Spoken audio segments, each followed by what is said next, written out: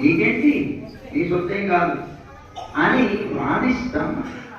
ఈ వాదన లోకంలో బాగా నడుస్తుంది.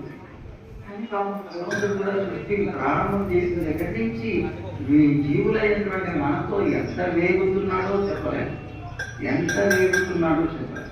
మొత్తం మీద మనకుండేటువంటి కష్టాలు వచ్చినప్పుడు మనం కాళ్ళు పట్టుకున్నాం, అమ్మ కష్టాలు పోయిన తర్వాత కూడా చుట్టూ పట్టుకుంటాం. ఏం పద్ధతి మన పద్ధతి మన కరెక్ట్ అయితేనా? అలాగే వెళ్ళి కాళ్ళు పట్టుకున్నప్పుడు దయగలుగుతుంది. పాపం అయ్యో పిచ్చివాడు పాపం ఎలా కష్టపడుతున్నారే, వీళ్ళైనా ఎలా రక్షిద్దాం అని పాపం ఆయన ఏదో ఇస్తాడు. ఇవ్వగానే మనం హాయిగా అనుభవించేస్తాం. కానీ ఉదయం మంది నా దగ్గర నుంచి పొందుతున్నావు కదా, నువ్వు నా వాడిరా అని ఎప్పుడైనా పొరపాటున క్రమపాటున అన్నాడు అనుకుంటున్నా, నీవంటే ఏదో విషయం మాత్రం నీవండి అయిపోతానే అని వాదిస్తాను. ఇలాగే అనేక జన్మలు ఎత్తుకుంటూ వస్తున్నా ఆయనతో వాదిస్తున్నారు. ఎప్పుడైతే మనకి యథార్థమైన సత్యం తెలుస్తుందో, ఏమిటి ఆ సత్యం?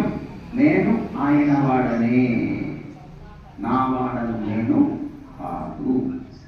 అంటే నేను అహంకరించేటువంటి, అహంకారంతో బతికేటువంటి స్వతంత్రుడను కాదు, పరమాత్మకి దాసు చెప్తాం. కానీ ఏకాదశికి మూలవల్లకి తిరుమంజనం ఉంటుంది. జ్ఞాపకం పెట్టుకోండి. ఏకాదశికి మూలవల్లకి తిరుమంజనం ఉంటుంది. కనుక అలా ఎవరైనా సరే ఆయనకి స్నానం చేస్తే లోకోపకారం ఉంటున్నాం. ఆయన రోజుల్లో మీరు దాంట్లో పాల్గొనవచ్చు కూడా.